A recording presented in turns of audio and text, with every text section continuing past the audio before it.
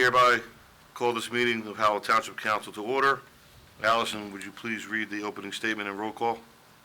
This meeting is being held in accordance with Public Law 1975, Chapter 231, Open Public Meetings Act.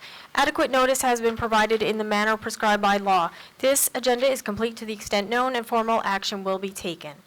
Councilwoman Fisher? Here. Councilman Nadell? Here.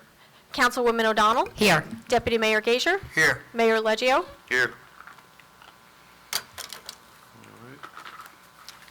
Resolution 25-220 for executive session. Is there a need to go into executive session this evening?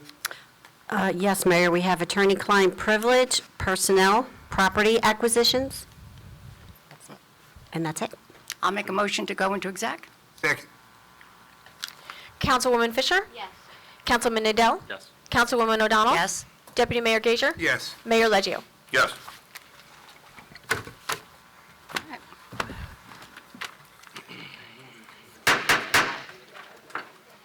I'd like to resume our meeting, please. Please stand for the Pledge of Allegiance.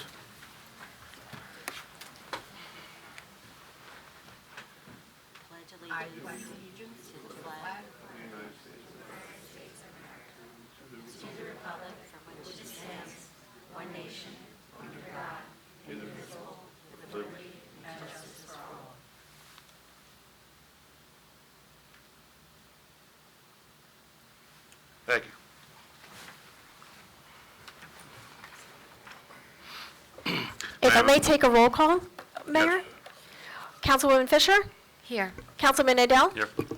Councilwoman O'Donnell? Here. Deputy Mayor Gager? Yes. Mayor Leggio? Here. Thank you. May I have a motion for acceptance of minutes from June 24th? Motion to accept minutes. Second? Councilwoman Fisher? Yes. Councilman Nadell? Yes. Councilwoman O'Donnell? Yes. Deputy Mayor Gager? Yes. Mayor Leggio? Yes. Okay. We are on to citizens. Hearing of public comment from our citizens. I'm going to call you up one by one. John, reports of officials. Oh, I'm sorry. Report of department officials first. We have any on the agenda? Yes, we have movies under the stars. July 10th, Ghostbusters. July 17th, Grinch. August 7th, Sonic 3. We also have a summer concert series. July 16th, Austin City Nights. July 30th, White Wedding. August 13th, Garden State Radio. And also Howell Night at the Blue Claws, which is Thursday, July 24th at 7:05, and tickets can be purchased with the link below. They'll be outside on the table if anyone's interested. And that's it. Anyone else? We're good. Okay. Okay, on to hearing of citizens. I'll call your name one by one. You come up, you have 5 minutes to speak. And then we'll go on to the next, and then we'll address everything when public speaking is over. So Caroline is on my list first. Each person shall first give their name and address to the clerk. The council should be addressed as a collective body and not as individual members. Each person shall have one turn to address the council, and comments shall not exceed a total of 5 minutes. Speakers shall be notified when their time has run, and no time extension shall be permitted. Your name and address for the record, please. Carolyn Galinsky, 359 Kent Road. I'm here to speak about the proposed... Is the mic on? There we go. I'm sorry. I'm here to speak about the proposed ordinance this evening. Am I supposed to speak at this point or when the ordinance is read? Right now? Okay. I'm here about the proposed ordinance for the four-way stop to be added at the intersection between Kent Road and Ford Road. I've lived on Kent Road at the intersection for 27 years. Southard was semi-rural when I moved here in the late 1990s, but is undergoing a rapid change in character with fewer horses and farms and more rental properties and traffic. Not as many roosters and lots more horns. The only houses south of me on my side of Kent Road are now all rental properties, as is the house next to me on Ford Road. This is still a residential neighborhood, and the roads do not have shoulders or sidewalks, which was not much of a problem until the traffic volume exploded recently. These roads were already unsafe for children. We have not had trick-or-treaters since I moved here. School buses generally have to pick children up at their driveways due to the narrow roads and lack of sidewalks. Now the traffic is much worse. More and more delivery drivers park along the road, no longer pull into driveways because they're afraid to back out onto Kent Road. I no longer feel safe collecting my mail, crossing the street to visit a neighbor, taking a walk anywhere in my neighborhood except on Saturdays. With the extra traffic came more accidents. I have a few suggestions to add along with the four-way stop, which I believe will improve the traffic flow. Reduce traffic from Lakewood and Jackson by extending the concrete barrier on Route 9 at Ford Road. I know this has come up before. I don't know why that can't be done. Add more speed limit signs and paint the speed limits on the roadway. I understand both roads were added to the Target Speed Enforcement Program. I hope that's true, and that this will help. Use large flashing stop signs. Add more signs and enforce the 4-ton weight limit on these roads. We have many trucks on these roads every day. Paint yellow stripes in front of the driveways near this intersection and install signs about not blocking our driveways. I worry that the four-way stop is going to result in more minor accidents due to frustration and drivers who fail to yield the right-of-way. Reduced emergency response times, higher levels of air pollution, more respiratory illnesses, and more traffic noise. While a four-way stop may have some benefits, I think it's a short-term fix that does not address the larger issue of the inability of our roads to handle the ever-increasing traffic. The increase in traffic over the last few years is clear when contrasting the engineering report by French and Perello Associates, which is the one that's mentioned in the proposed ordinance, and also the one cited, comparing that with a circulation plan for Howell Township that was done in 2022 by the town planner. In 2022, they looked at about a dozen dangerous local intersections in Howell, including our intersection, and they had traffic data between 2015 and 2020, which showed that our intersection had an average of 820 vehicles a day at that time. The more recent engineering report, which is the one relied on in the proposed ordinance, looked at traffic based on a 12-hour period on a Wednesday last November in 2024. They found that during that 12-hour period, over 8,300 vehicles went through our intersection. That's more than a tenfold increase since the 2022 report. I'm sure there's other roads in town that have similar increases in traffic. During 1 hour of the morning rush hour during the 2022 traffic study, 592 vehicles went through the intersection in front of my house. That's about one vehicle every 6 seconds. My driveway is only about 80 feet from where the new stop sign is going to go, and it's going to be very difficult for me and other people similarly situated to get in and out of our driveways. Everybody stopping now is going to back up the traffic in front of the homes. The fact is, these roads are very narrow. Kent Road is only, the right-of-way for Kent Road at the intersection is only 33 feet wide. That's very narrow. Nobody can squeeze around us while we're trying to get in and out of our driveways. I don't have an answer for how to cure this issue, but I hope the town will continue to work to improve our intersection and the other roadways that are seeing the increase in volume. Thank you for this opportunity to speak.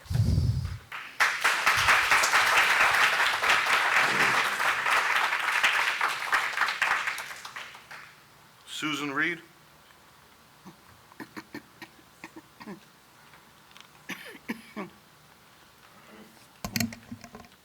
Hi, Susan Reed, 352 Kent Road. Good evening. I live on the corner at the intersection for 42 years in a house known for its boulders. My front door is 35 foot from the stop sign on Ford Road, and the side of my house is only 20 foot from the edge of Ford Road.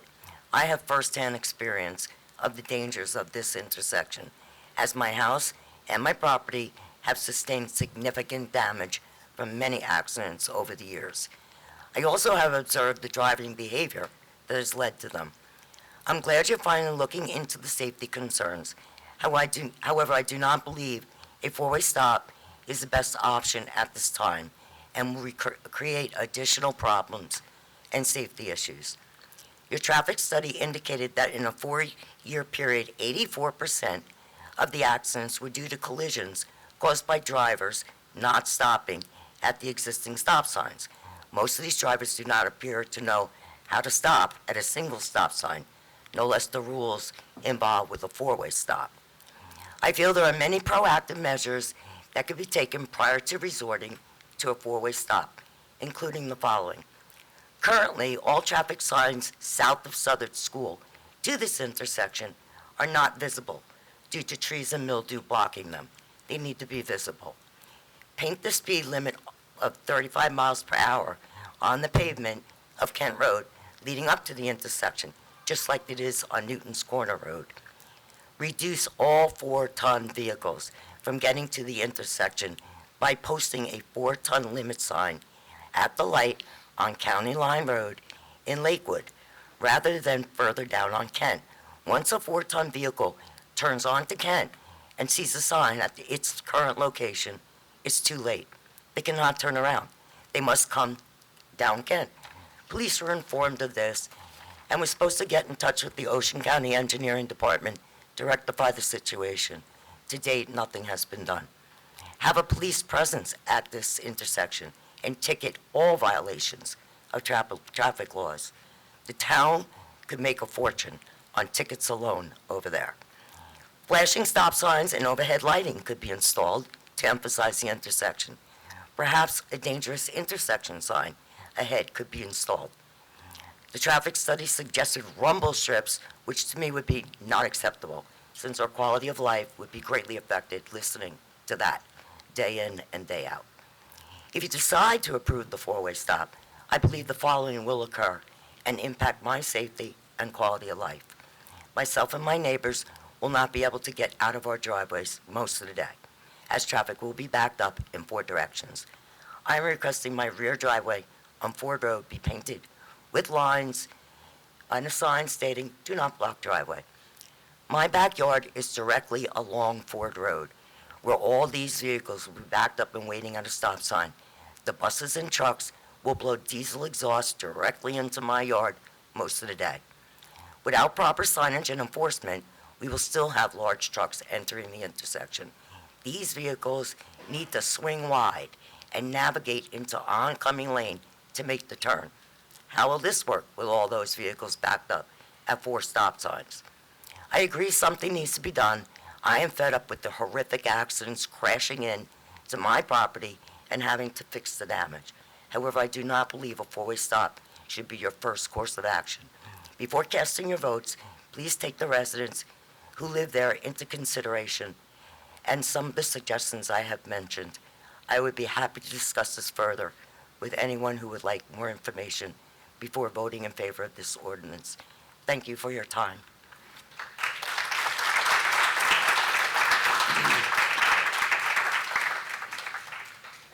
Valerie?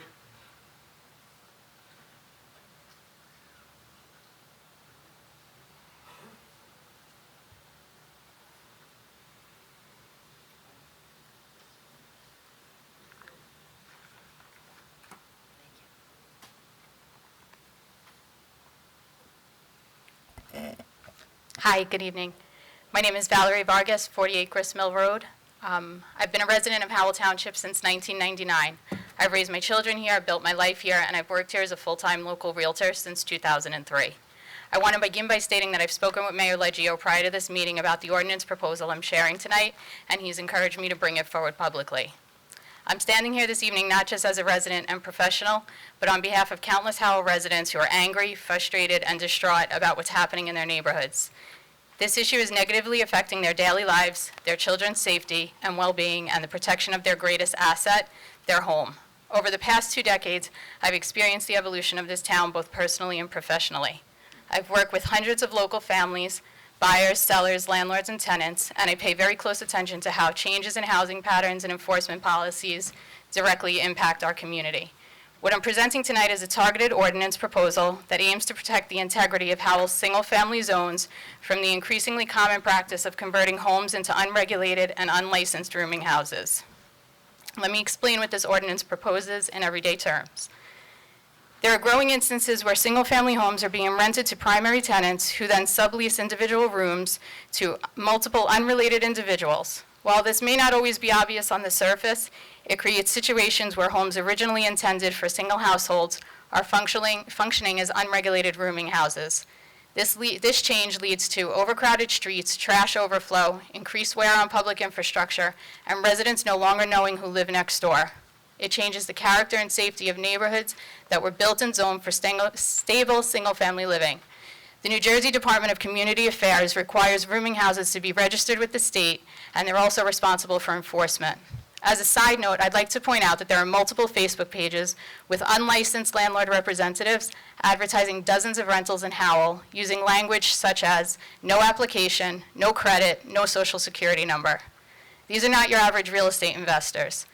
This is a specific and intentional business model utilized by certain investors who fully understand that the gaps in Howell's ordinance policies pave the way for a highly lucrative operation, one that converts single-family homes into multi-tenant rentals under the radar and at the expense of tax-paying homeowners. This much-needed ordinance addresses that by explicitly prohibiting rooming houses in single-family zones, requiring rental properties to be registered with the township, and as part of that registration, owners will certify the number of occupants and declare whether those individuals are related or unrelated. No more than 3 unrelated people may occupy a single-family home. Specifically, the Uniform Construction Code states that if more than 2 rooms in a home are being used as single-room occupancy, this constitutes a rooming house. This standard would not be unique to Howell. It's already in place and being enforced in other New Jersey municipalities such as Montclair, Howell, and Howell Township. This proposal is not aimed at any group of people, background, or origin. It's not about who's living in these homes. It's about how the homes are being used.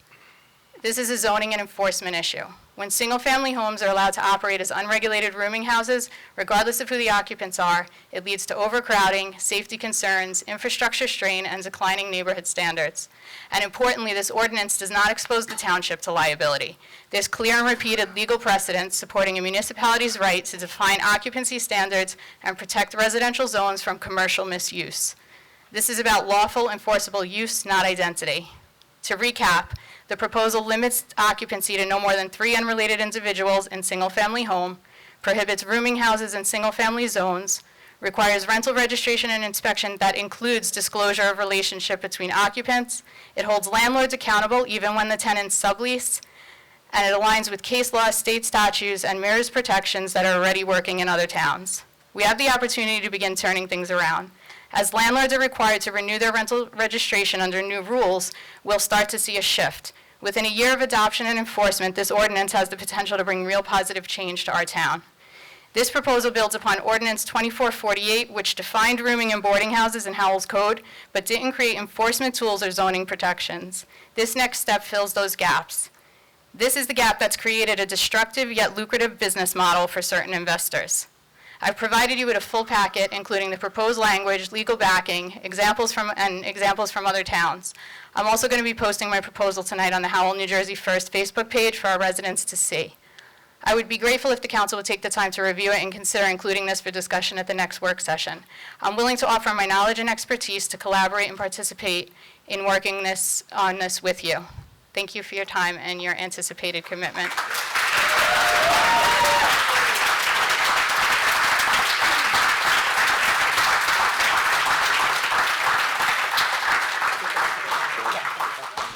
The other one, those 2 I have, because I had a meeting today.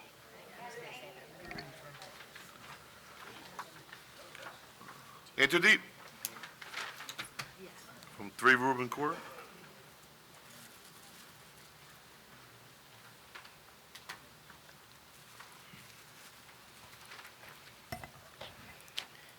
Inderdeep Kaur, 3 Reuben Court. Good evening, Mr. Mayor, council members, and members of community. Thank you once again for the opportunity to speak. My name is Inderdeep Kaur, and I'm here on behalf of the entire block. Let me begin by saying that we deeply respect the importance of recovery and the need for supportive housing in the journey towards rehabilitation.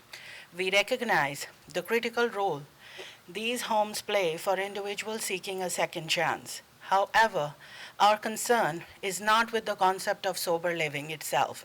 It is with the placement and regulation of such facilities within tightly packed, school-centered residential neighborhood like ours.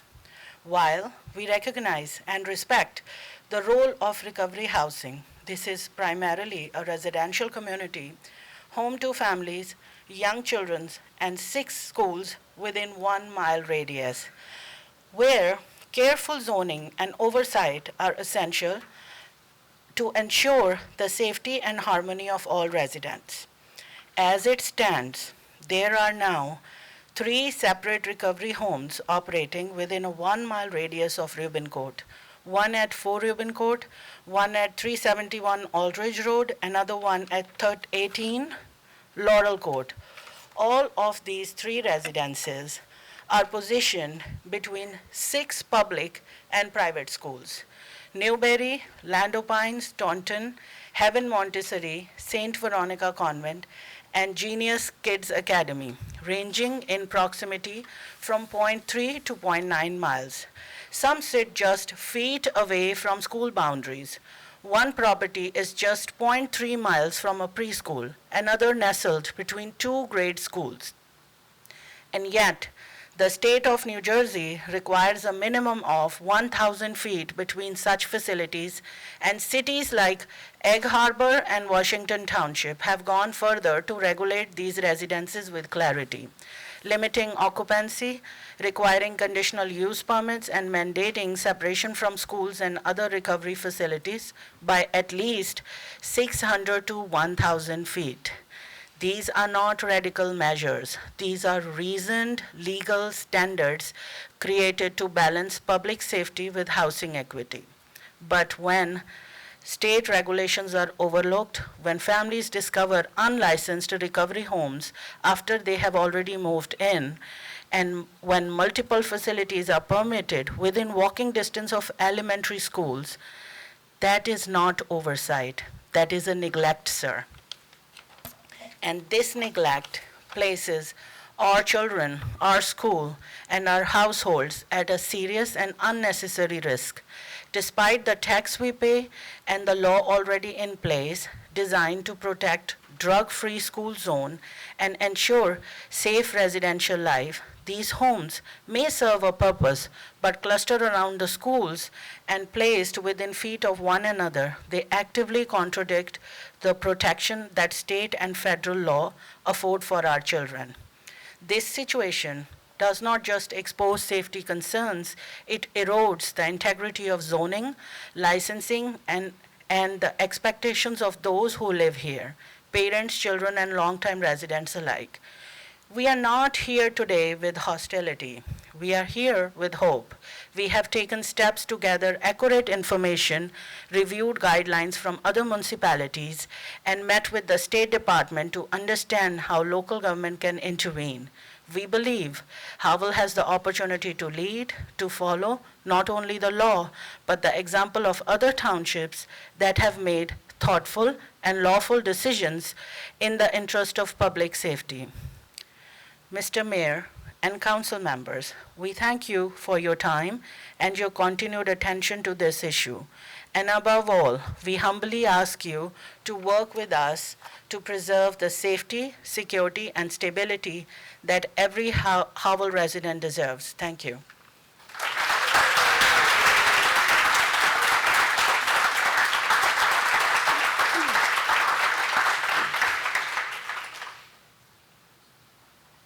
Mark?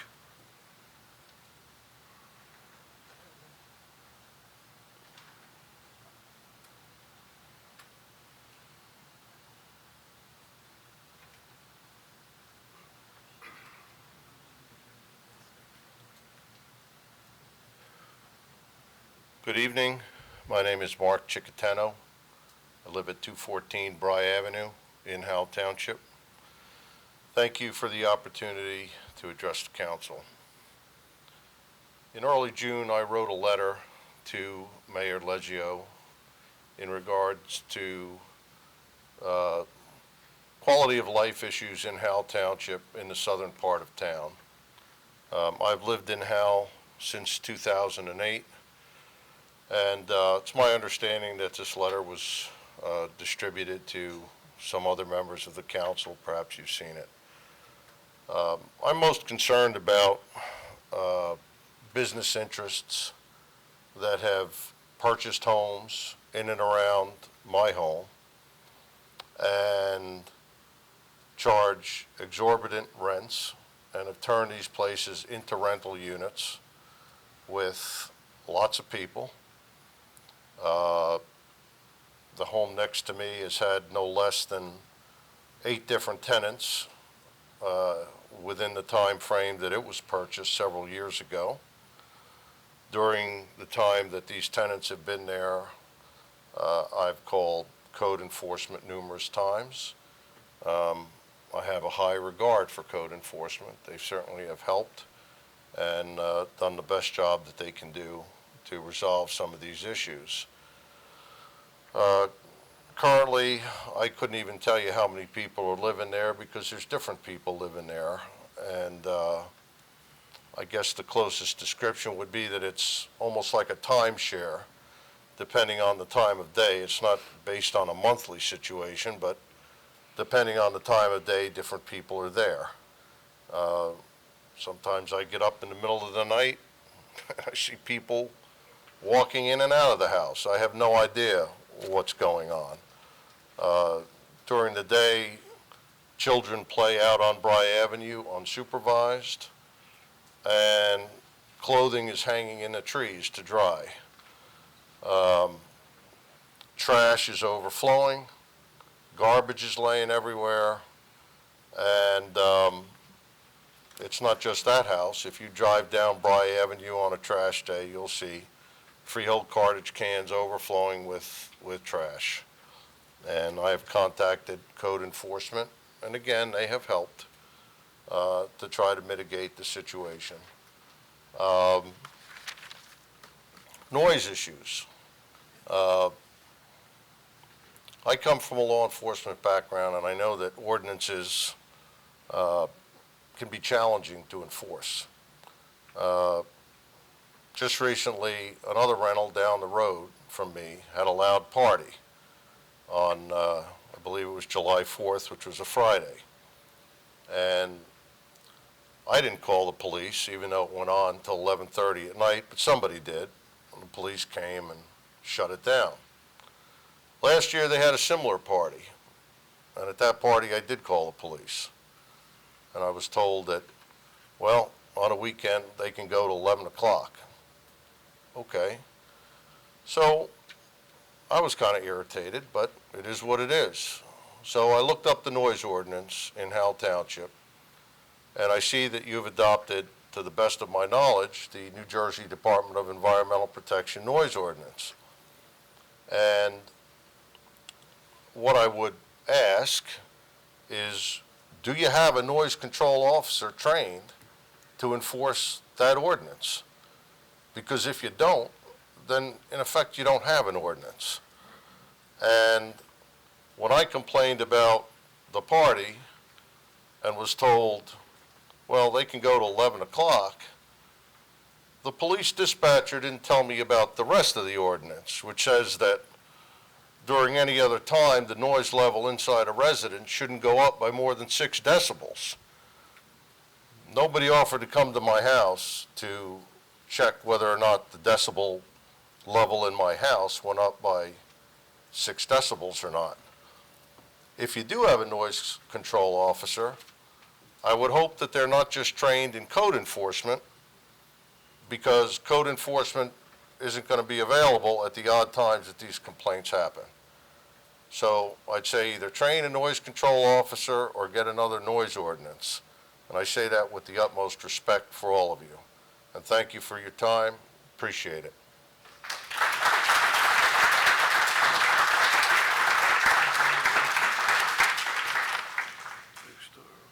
Sandra?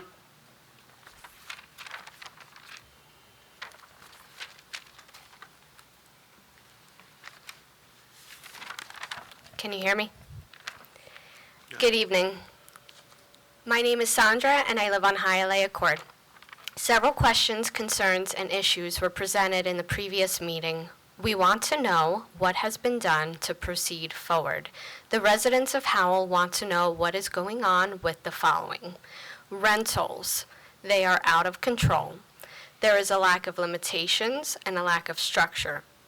I am specifically speaking on checks, more strict application process for individuals renting. I also note we are significantly past our concerns of Howell becoming off balance in our LLC versus residential owners, and this needs to be attended to ASAP for the sake of the infrastructure of the school system as well as the morale of the town. What is going on also in terms of our major concerns with the shifts of our neighborhoods? Howell's first and foremost goal is to live together with all people of all types. We are, however, being harassed to sell our homes. Our neighborhood's town is more so apparently favoring one specific group. The parades, religious structures in our yards, and the houses of worship within zone neighborhoods are a major concern. What is going on also with the preservation of the public school system? We are concerned as the population radically shifts how this will impact public schools, taxes, and the public services of Howell. We need Howell to think out of the box on these issues as our concerns are already coming to fruition in the local town of Jackson. We need to see ordinances and initiations put in place that make this town welcome to everyone, yes, but perfectly curated for one particular group, no. And now, some ideas, proposals we can consider, develop, use as a starting point. I came up with 11. Number 1, specific percentage of town permitted to be owned by LLCs. Specific percentage of town not to exceed ownership by LLCs. Number 2, a screening process, application process for renters. Number 3, specific percentages permitted to rent within residential zone neighborhoods. Number 4, houses cannot be purchased by LLCs prior to being on the market for insert amount of time. Number 5, designate a specific land, field, location where any gatherings labeled as religious, colleges, schools, daycares can take place. Number 6, good neighbor initiatives can be fun, lighthearted, inspiring, a tag phrase that Howell goes by, but something that restores the neighborhood and community of Howell's hometown. Number 7, public parades. Maybe start with rules regarding the language in which the parades are presented. The parade on Father's Day was not intended for the public.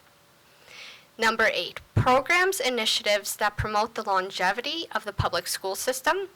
Number 9, more strict zoning mandates, particularly regarding residential zoned neighborhoods and houses of worship within those. Number 10, legal representation for the town that fights for options to figure these issues out.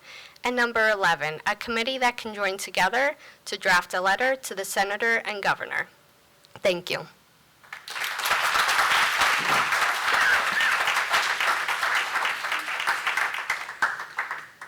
Sheila?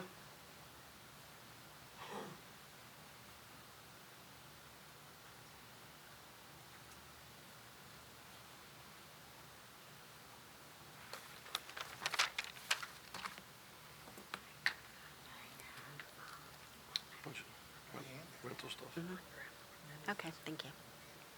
These are the people This that is got one of involved each. to try to get this. So it's just not collated, okay, one second, so there's one for each. This was a Okay, collective gotcha. effort the last couple of weeks to try to It's get not, some stuff done. All right, you can begin. I'm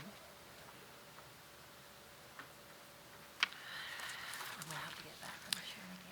Council and Mayor, my name is Sheila Hatami. My family owns several rental properties in town, and my parents reside on Yellow Brick Road. I was born and raised there. My parents have been in the same house since 1974. My father is a retired landscaper.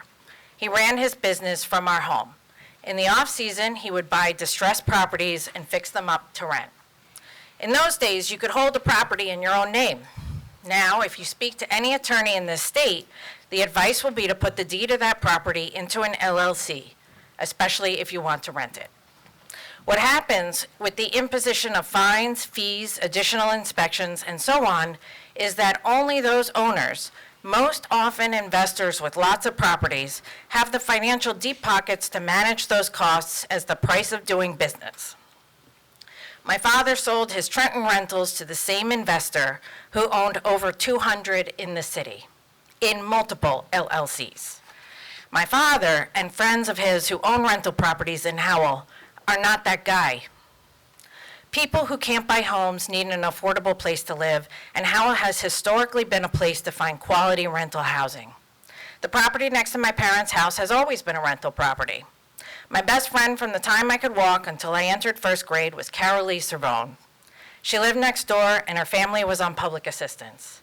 But she touched my life in immeasurable ways.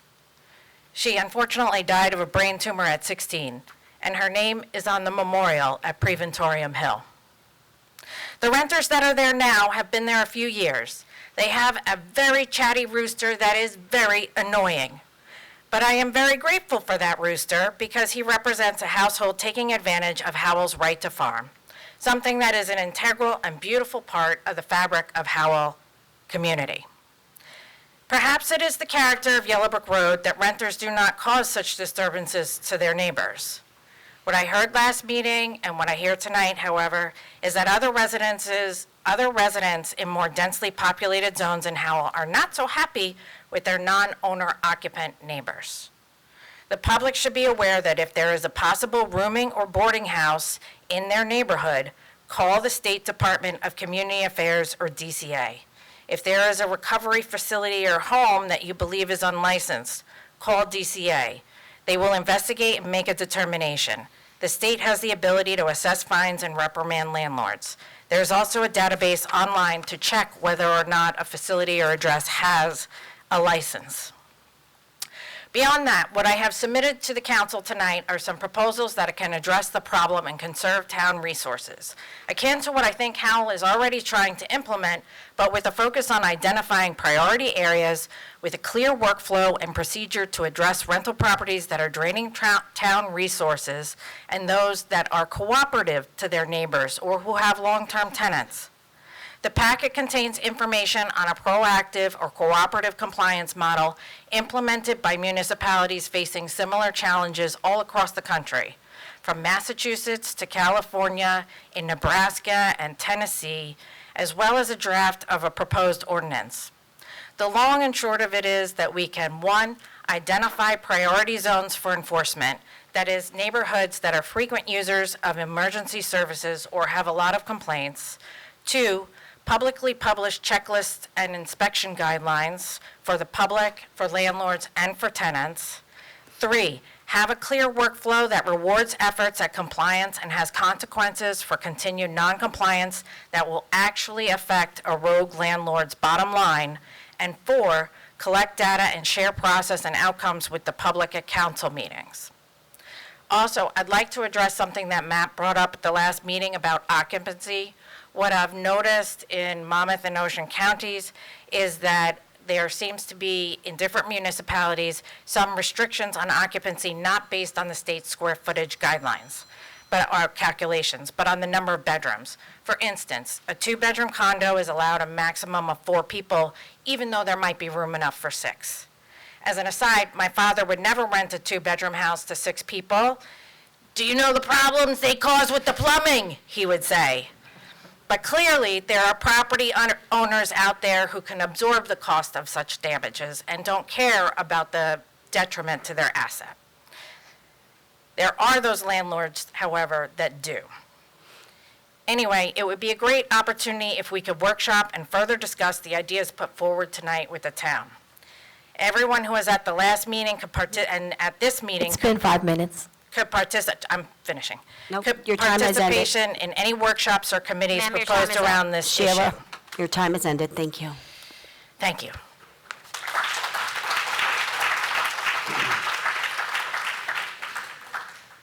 Jim?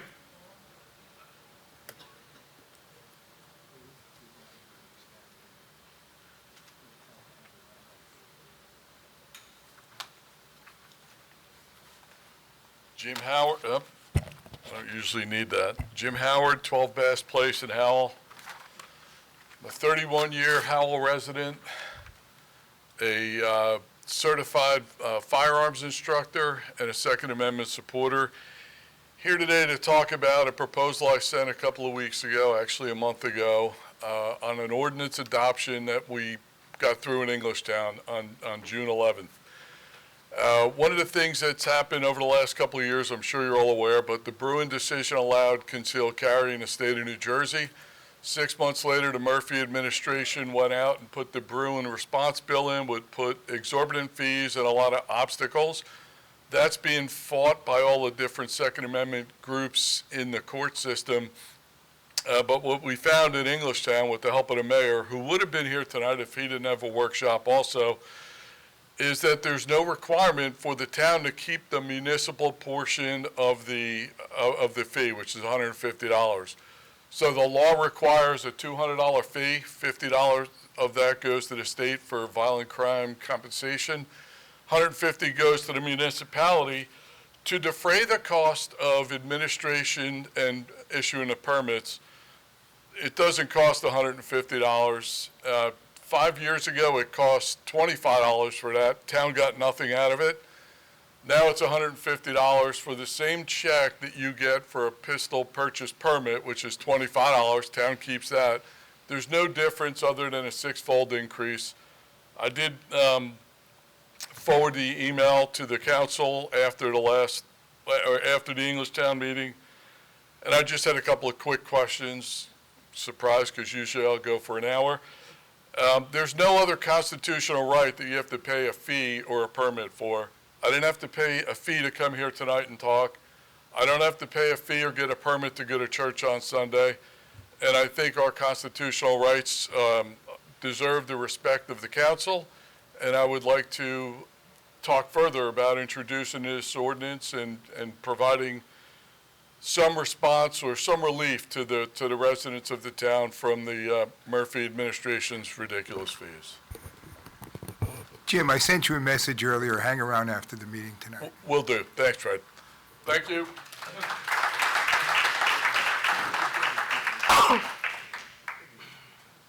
Eddie Velez?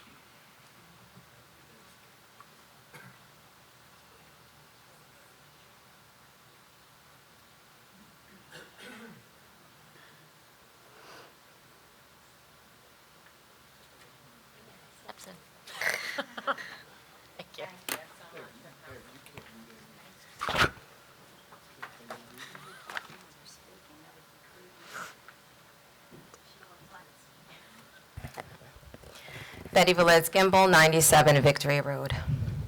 Thank you to all the residents who spoke this evening for taking the time to provide research and evidence to our council with the goal of helping our community.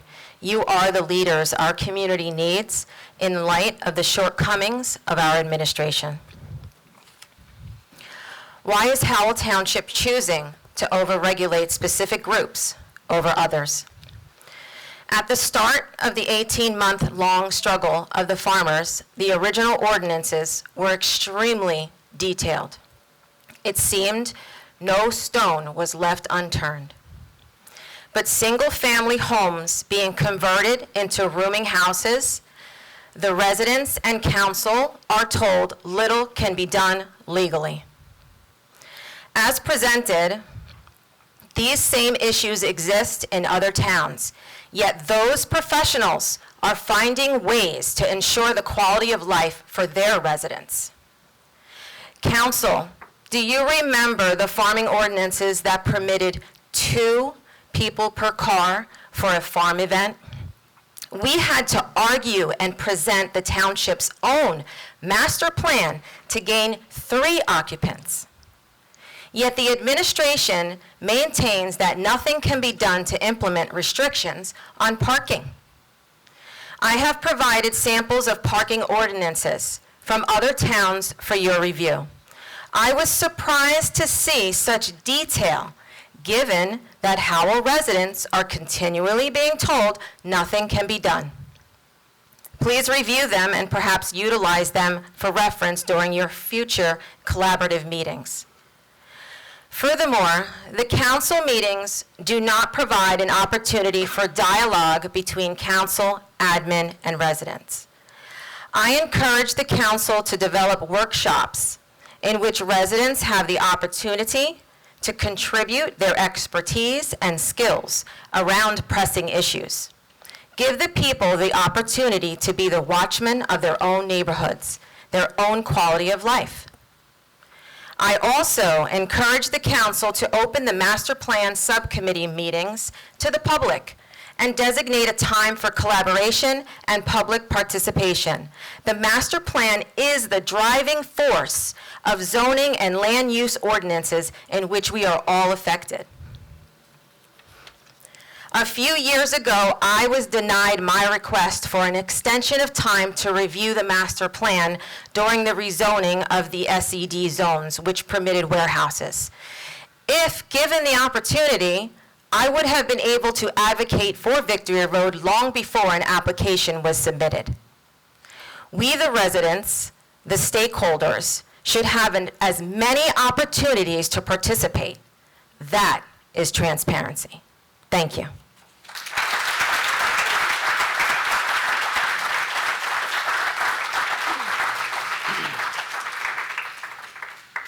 Richard?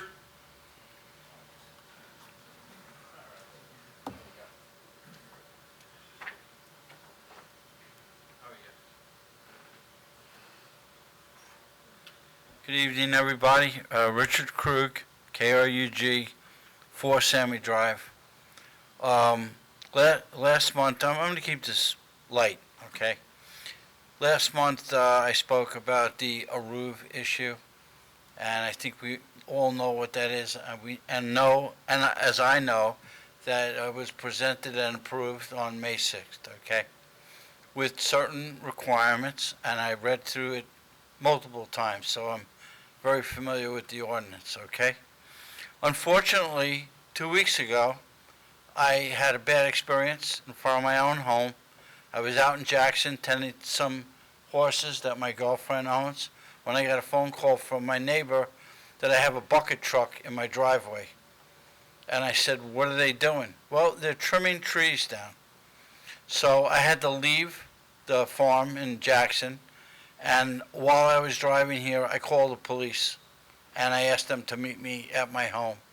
And I got there, and I found a bucket truck in front of my home, trimming the tree, which is, I don't know, I ordered that tree 38 years ago when you guys offered trees to us when we first moved in.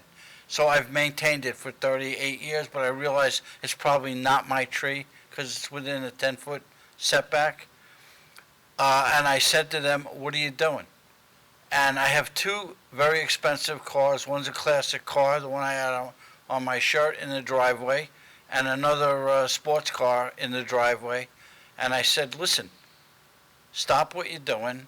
The police asked me to identify myself. I said, other than I live in this home right here, I am a recently retired DCA licensed construction official and electrical subcode official in Middlesex County. So I'm very familiar with what the laws are and what they should be doing. So the police were excellent. I gotta tell you, they said, take the reins here. I said, I want to know if you guys have a permit, because along with the ordinance that was approved is a requirement for a permit, a land use permit, and some type of plan was supposed to be submitted. And I was informed that they don't have it. They don't have it in their possession. They told me they have it, but they don't have it with them. And so like I do for 30 years, when I go on a job site and they don't have a permit or they can't show me plans, they fail. So I told them, I'm failing you. And the police said, I said, I'm asking for some mutual respect here, being that I am licensed in the state, and I showed them my license. They said, well, it's reasonable. And we know that they're supposed to have a permit. And what had happened was one guy left and apparently went to his home. I feel like I got conned a little bit because this is a gentleman that I've been speaking to at length over this whole issue. He never disclosed that he himself is the person running the project for this private entity that's putting the wire up. So they were done actually already. I left it be, it's done, but I said I would have liked to have been informed that you needed to do work over there because I would not have stopped you from doing it, but I would have moved the cars out of the driveway. I don't need the damage to the vehicles. And I think it was a big lack of respect there. And that's another issue I want to bring up is I feel like I'm being invaded. I'm not going to play games with wording here and you know, stroke it nicely. It's an invasion right now. I think it's very disrespectful because the key word here is assimilation. I've never seen anything like what's going on now where I have to cater to everybody else's needs, and I don't feel like I've been in that house 39 years. I think I deserve a little respect. I paid my taxes every year. I just think it's the right thing to do. The other issue I want to talk about is I have, again, a synagogue across the street from me at 7 Sammy Drive, 7. It's the same model home that I have.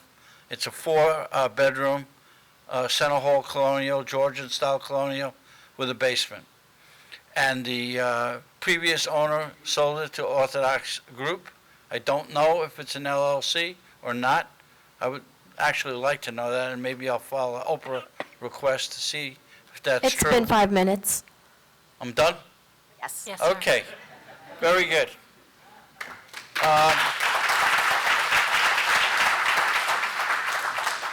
R3, Thank where you. I live, is not BU. Richard, time's up. I got to get this out, ma'am. Richard. It's very important. you're done. It's fair to everyone, 5 minutes. Thank you. Richard, we'll look up the address and we'll see what it is, if it's a LLC or whatever. I promise you. That's not the issue. I don't care about that. They are charging people to play Sir, there. I'm sorry, I'm going to have to stop you. Okay, I just let that be said. There's a fee involved, and that's a B-use group and not an R-use group. Thank you, sir. Take care.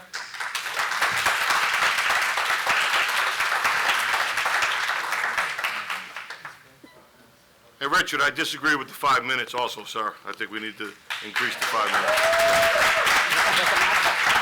That might not be popular, but it's not, everyone should come up, talk, we should respond. It should go back to the way it used to be.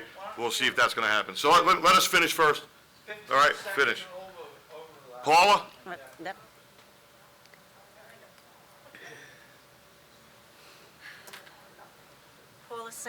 Paula Samarel, 2 Driftwood Drive. I debated about whether I was going to come up here and speak. Sorry. Talk louder. Can you hear me now? Yes. It's so funny when I have to do that. Anyway, let me put this down. I've been debating for the last 2 weeks whether I was going to speak or not. And sitting here listening to all of my other neighbors, I decided that it's the right thing to do. First of all, I just want to say, wow, do we have a lot of smart people living right here in Howell, and I hope that the town council does take advantage of those suggestions. Mr.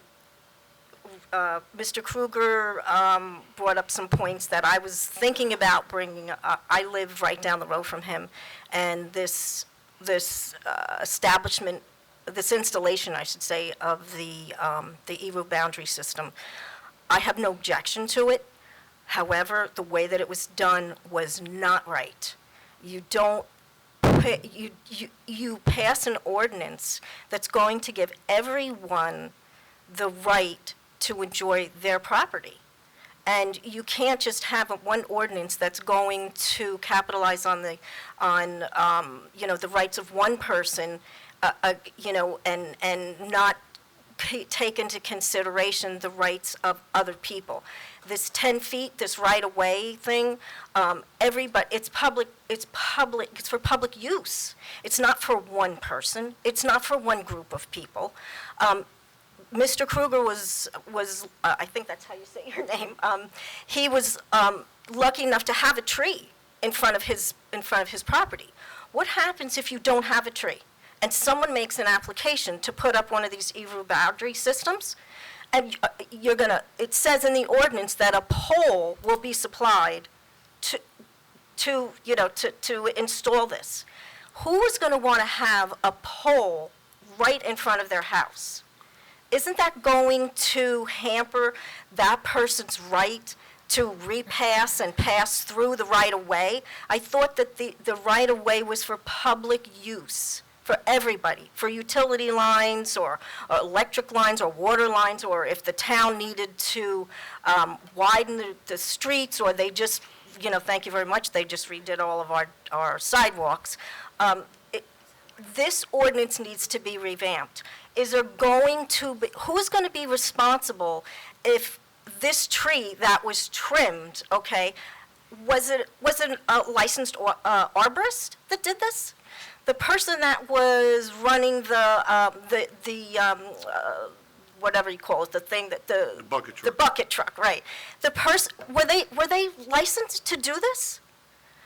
These are things that need to be considered before these permits are given out.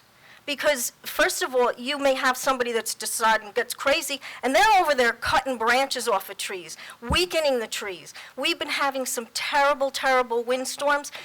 They could run the risk of that tree being weakened so much that it falls down on someone's house. Who's going to be responsible for it?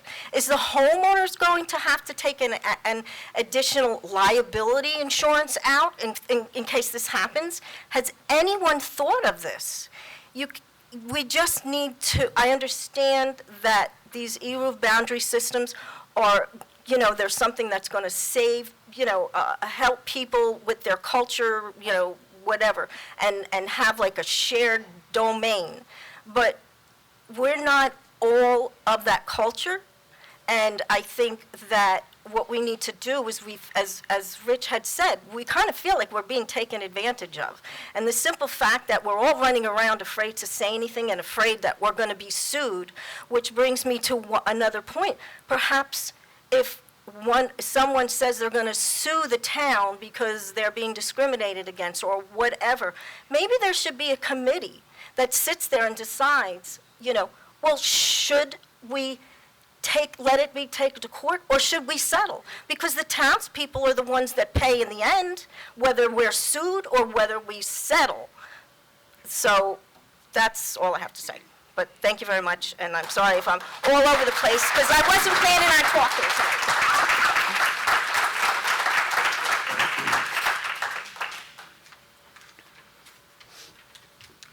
Anyone else?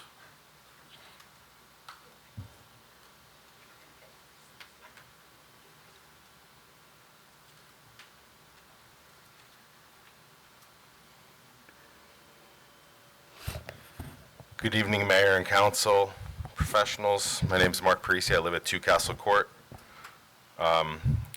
First, I just want to start off by thanking all the residents that came here tonight to speak. There's clearly a lot of caring, smart, engaged people in this community, and I believe our governing body and administration should do everything they can to kind of tap into this energy, and there's a lot of professional people that are paying attention to what's going on, and they have a right to have a seat at the table.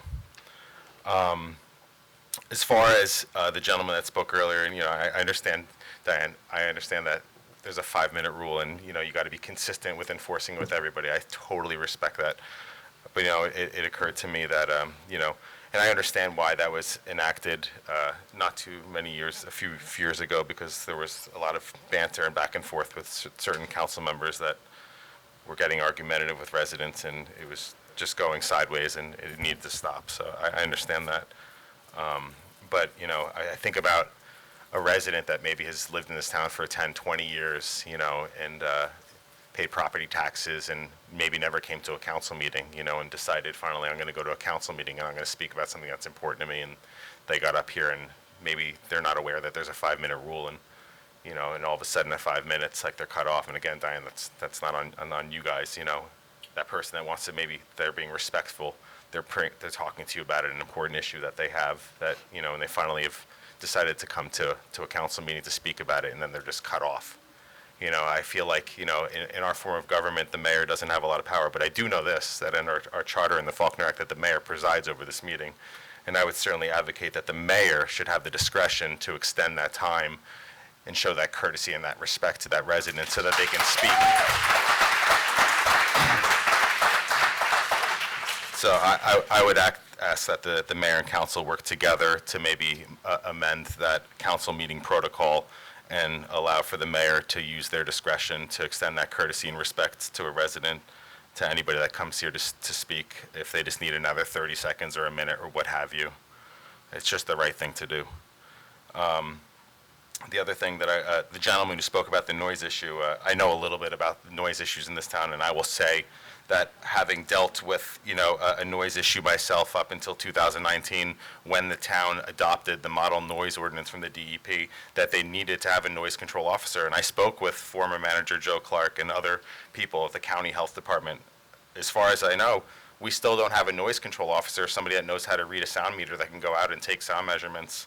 That was in 2019. That's all I'm going to say to that. So, to the woman who talked about, you know, there's so many, you know, people in this town that care.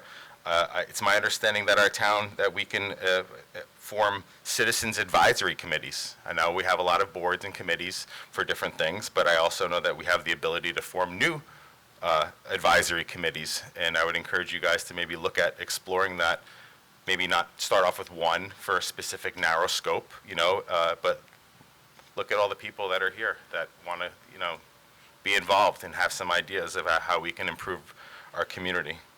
The last thing that I wanted to talk about tonight was just if I could get a quick legal update. I've been following the waste transfer station litigation, and I'm aware that the town reached a settlement agreement with the entity called Resource Recycling LLC. For those who don't know, the waste transfer station is the dump off of Randolph Road. It's in litigation. So our town struck a settlement agreement in January of 2024 with an entity called Resource Recycling LLC.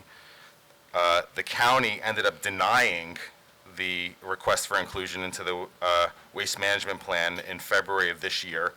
Litigation ensued. There was a complaint that was filed from Resource Recycling LLC, and as it turns out, there is no LLC called Resource Recycling LLC. That it was just a made-up LLC that our town entered into a settlement with. And so now the county filed a motion to dismiss the complaint from Resource Recycling LLC, basically saying that doesn't exist in New Jersey. And so now I just wonder whether or not the settlement agreement that we struck with Resource Recycling LLC is actually binding on this town, and whether or not our council could take a policy decision with their legal teams and look at whether, if we're intervening in this lawsuit, whose side are we intervening on, and are we bound by that settlement agreement? That's all I have to say.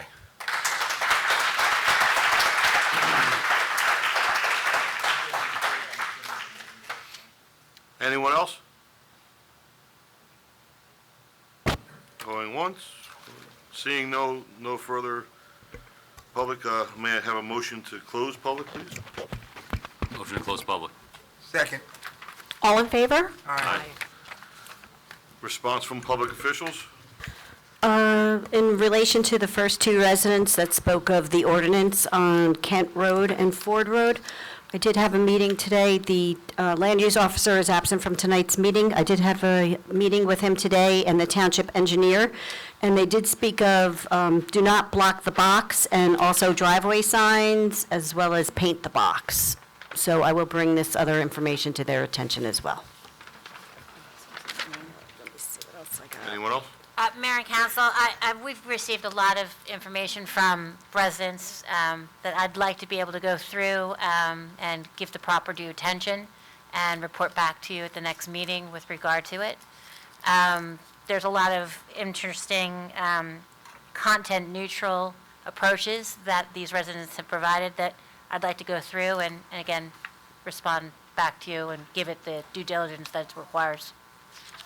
Well, can I respectfully request your presence at the next meeting on August 19th You certainly can. I'll be here, Mayor. in replacement of our current attorney? I will be here, yes. Thank you very much. Additionally, in connection with the Resource Recycling LLC litigation, I can say that as of July 1st, 2025, the township did file a motion to intervene into that litigation, so we are involved at this point.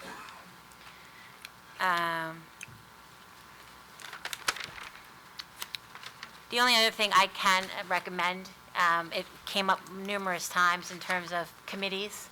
You, as the mayor, have the right to put together an ad hoc committee with residents, professionals. There's a lot of learned people here that seem to have a lot of information that they'd like to share.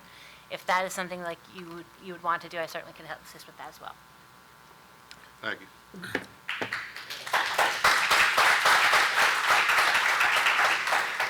Do we have any updates on Reuben Court?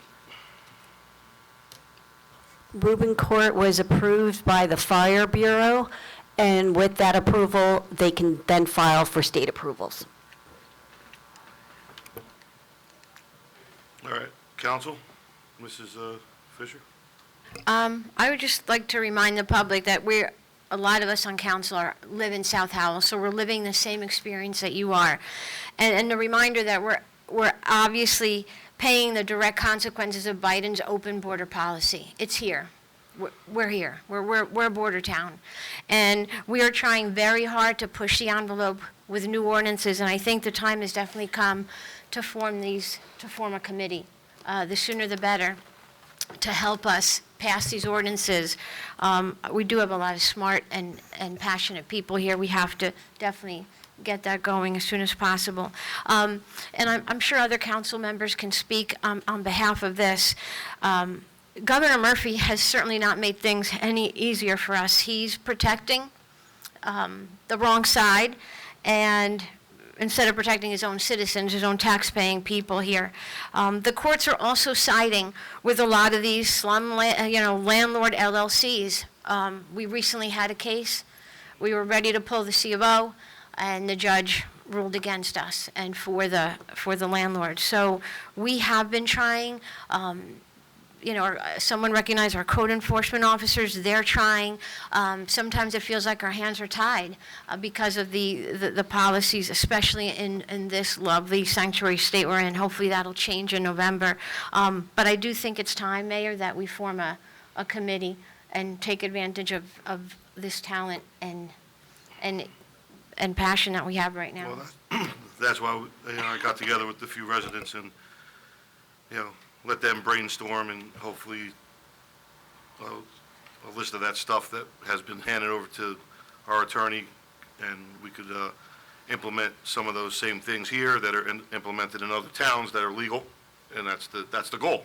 So it's a process, and obviously, we try to get things done, and a loophole gets closed, so then we got to open a loophole, and some of the individuals we're dealing with don't care about the fines, don't care about the legal ramifications, don't care about our neighbors, and frankly, I'm completely disgusted with it. So I'll talk about that in a few seconds. Evelyn, anything? No, I think that pretty much what's being said right now by my counterparts on the dais that I actually said at the last meeting, so those comments still stand with me strongly. Mr. Liddell?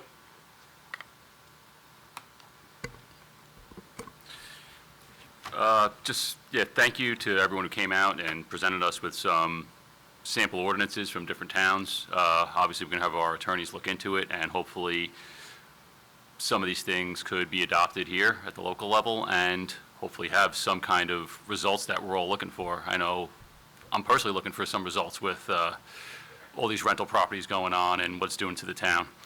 So, yeah, that's just That's how I feel on that. The gentleman with the firearms, I did get your letter. You didn't put your phone number on it, so I couldn't give you a call to discuss it, but I'll talk to you after the meeting as well. And one other thing, so we had our 4th of July fireworks and concert series kick off a couple of weeks ago. It was a great turnout. Just want to give a thank you to Steve Fetcher, who organized everything, and all our various departments who make it all happen. RPD, Fire Bureau, EMS, volunteer EMS, everyone who was there, all the residents who came out. It was just a good night for Howell, and we got our next one tomorrow night. So hope to see everybody there. Mr. Gazer? I'd like to thank everyone who came tonight. It's nice to see different faces. I'm going to echo what everybody else said. I have a lot of homework to do to read what was given to us, and I can guarantee you, I will look at it, everybody else will look at it. We'll talk it over with our code people and our lawyers to find out what is palatable and what can be done. Listen, we live here just like you do. So, you know, we're on your side. So, again, thanks for coming.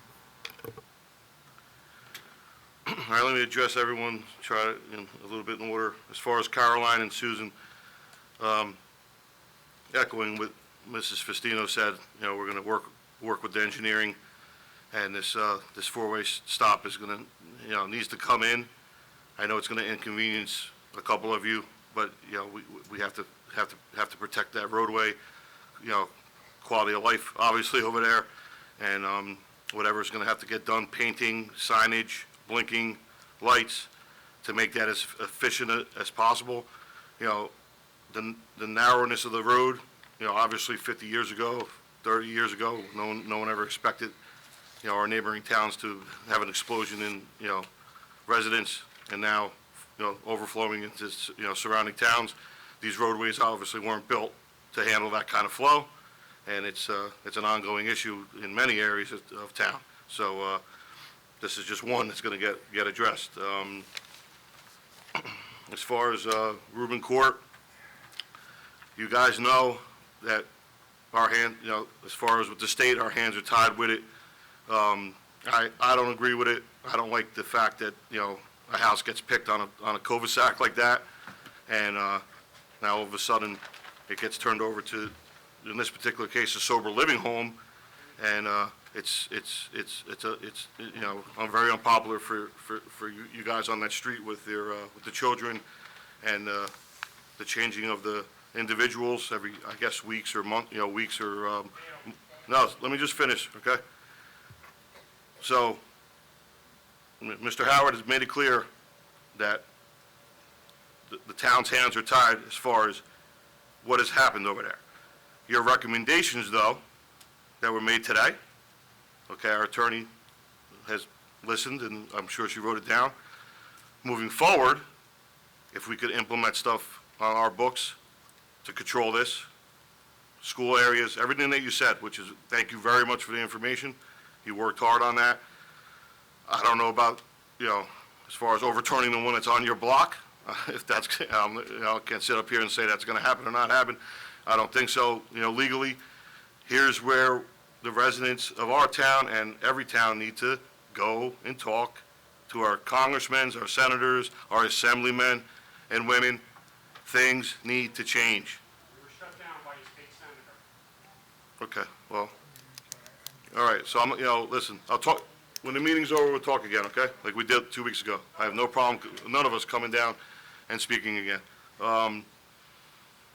The Evers, you're right, Mr., you know, Richard, there's supposed to be a permit pulled, specific streets, this setback.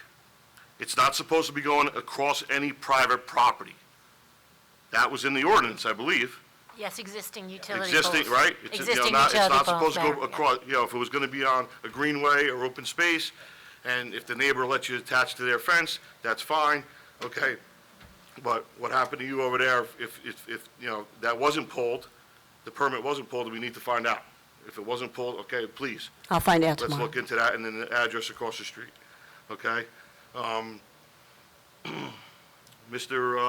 Howard, I agree with you as far as these fees are concerned, sir. I think you have three of us, or maybe all five of us agree with it. In this particular case with the carry, it's an overreach by the state, it's overreach by the government for more fees, and it's ridiculous. We gotta protect our Second Amendment right, and we shouldn't have to just keep paying and paying just so it fills other avenues up with revenue, so they could, try to even get more blockage for our Second Amendment right. So we're with you on that, sir. We'll work on that. Mr. Where is he at? On Bry Avenue. I talked to you personally, Mr. Mark, and I hear your complaints, sir, with the rental side and then the noise side. I guess we could, talk to the chief of police, and if there is some kind of officer that could get training for this. The problem is that when's the officer going to be available? If they're off that day and there's the noise complaint, how are we going to handle it? There's a lot of moving parts with that. So, Mayor, there's also the ability to put in what's called a nuisance ordinance. Okay. That would not require a decibel reading. So there That you would go. give discretion to the officer, so I will be looking into that as well. there you go. So we're going to be working on stuff, all right? And now, back to this rental, okay? I spent the weekend driving around because I've gotten, I don't know, just bear with me for a few seconds. I've gotten probably 50 or 60 phone calls, Facebook messages, okay? Some of them are new, some of them are old, and I know for a fact that our code enforcement goes out, okay? I don't want anyone in this room or anyone listening to think that our we have a large code enforcement department, okay? They go out and they check, okay? Now, when they check, they try to go to the front door. Do they get let in? Most cases not, okay? Some cases they do. But let's just focus on the bad actors that these few women came up here that helped us with these, moving forward with some ordinances. And I thank you very much for your time. Thank you for, meeting with me and discussing it and brainstorming and seeing what other towns in New Jersey have on the books for us to hopefully also get on the books to address it. But, when I go around and I see some of these violations, right? And I'm just going to say what I have to say, and I don't care if it offends anyone in this room, okay? Because I'm just done.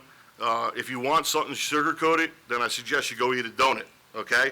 Because I'm done with trying to make a good excuse or a good example or why this shouldn't get done, okay? Some of these homes look like a third world country, okay? And that's it.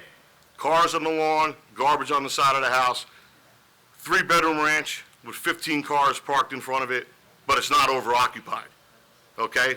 It's ridiculous. So I prepared a little statement here. Let me just get through this statement because I want to stay on point, so that way it's on the record. And like I said, I'm going to say it for you folks.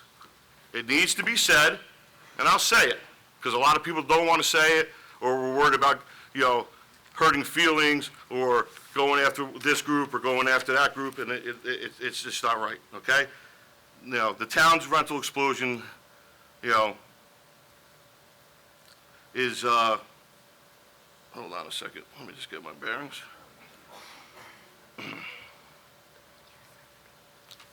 Well, at the end of the day, this is about regulating occupancy and of unrelated people in single-family homes, okay? That's one of the big concerns. And let me be perfectly clear about it. It's not about race, religion, or creed. The facts are the facts, and that's it. We have a small group of LLCs or homeowners themselves hiding behind the LLC or a management, company acting on their behalf of the landlords that are disregarding the ordinances that we have on the books already to safeguard our neighborhoods from this type of overreach. Some of these owners and tenants do not care what their neighbors think, how it's affecting their sense of security or quality of life. Let me make that clear. They do not care.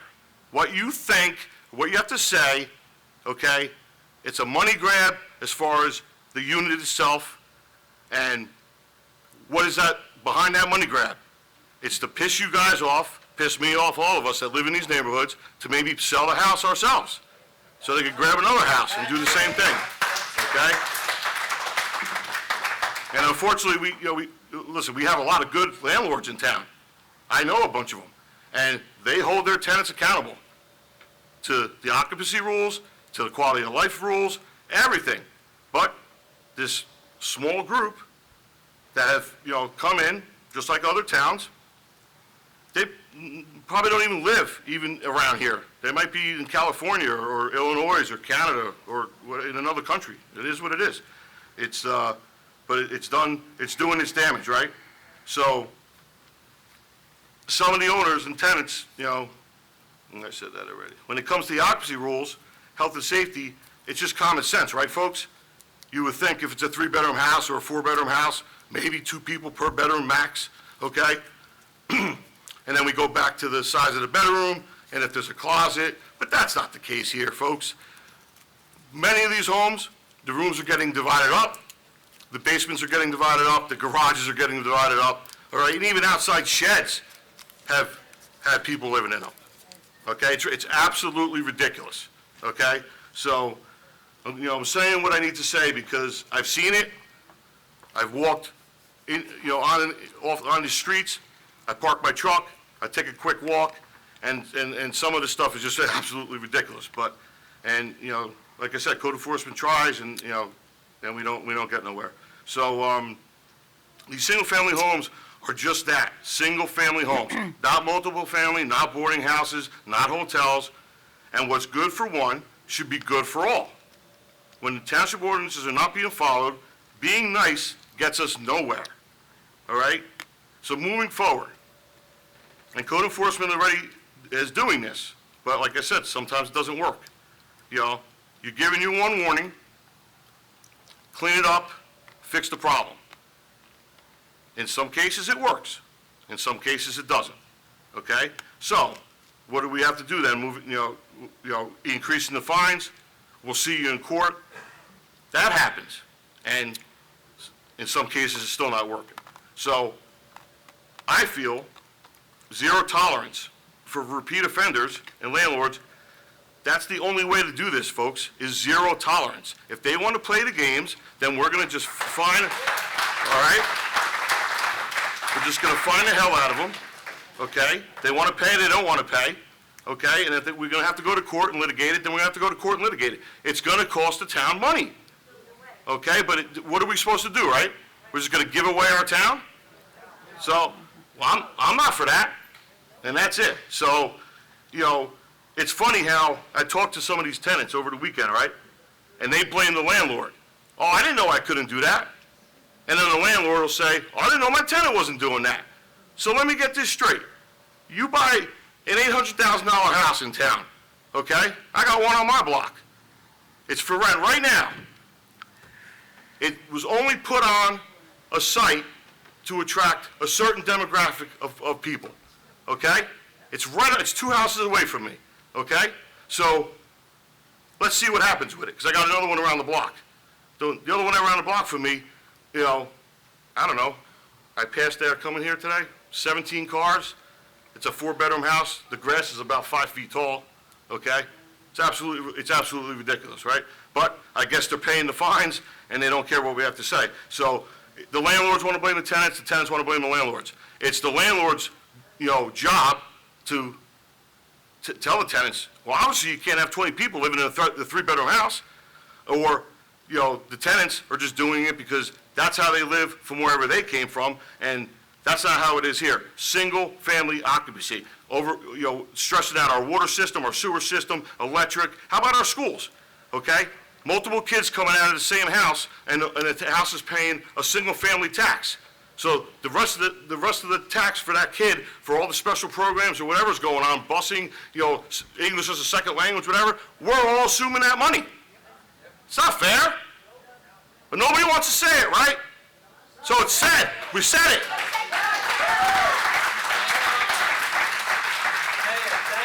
Okay? And if it makes me unpopular, I don't care. Moving forward, folks. all that's been said 100 times.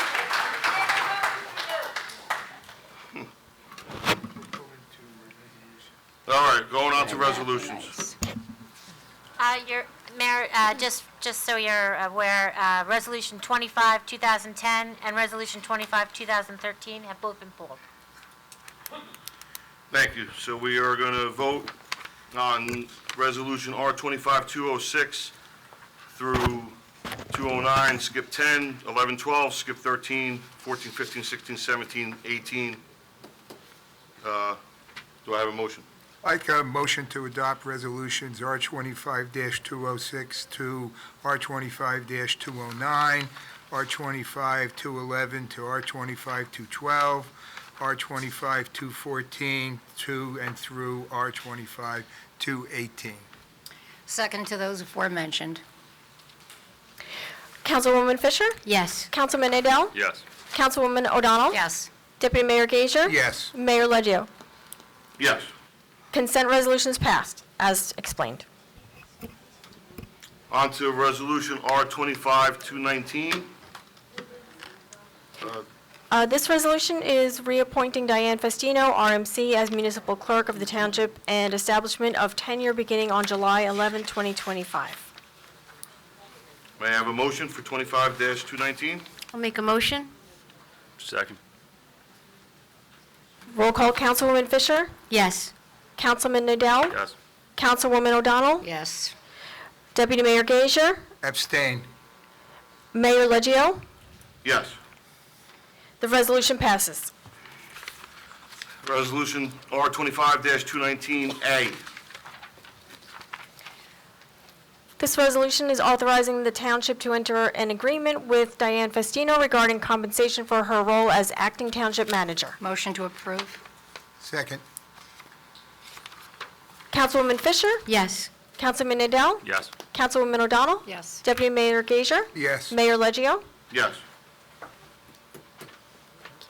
Okay, we're on to unfinished business. Public hearing on adoption of ordinances, O-25-29. An ordinance amending Chapter 7, Traffic, Schedule 7, Through Streets, and Schedule 8, Stop Intersections of the Revised General Ordinances of the Township of Howell. May I have a motion? No, open to the public, I'm sorry. The public hearing on ordinance 25-29 is now open. If anyone wishes to comment on this ordinance, please come to the podium and state your name and address for the record. Seeing no one, close public comment. Motion to close public? Second. All in favor? Aye. I'd like to make a motion to adopt ordinance 25-29. Second. Councilwoman Fisher? Yes. Councilman Nadell? Yes. Councilwoman O'Donnell? Yes. Deputy Mayor Gager? Yes. Mayor Leggio? Yes. This ordinance is adopted. Next is ordinance 0-25-30. An ordinance setting forth and amending and supplementing the salary range schedule for the salaries of certain officers and employees of the Township of Howell. Public, open to the public? No, just Introduction.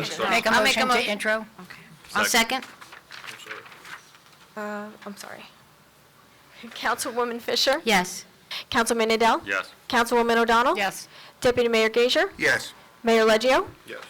This ordinance is properly introduced. On to 0-25-31. Just to make clear, the public, this will be second reading and hearing on August 19, 2025. On to the next. Yes. Ordinance authorizing the leasing of certain capital equipment by the Township of Howell, New Jersey from the Monmouth County Improvement Authority and the execution of a lease and agreement relating thereto. Motion to approve, to introduce. Second. Okay. Councilwoman Fisher? Yes. Councilwoman Nadell? Yes. Councilwoman O'Donnell? Yes. Deputy Mayor Gager? Yes. Mayor Leggio? Yes. This ordinance is properly introduced and will be on for public hearing and adoption on August 19th, 2025. 0-25-32.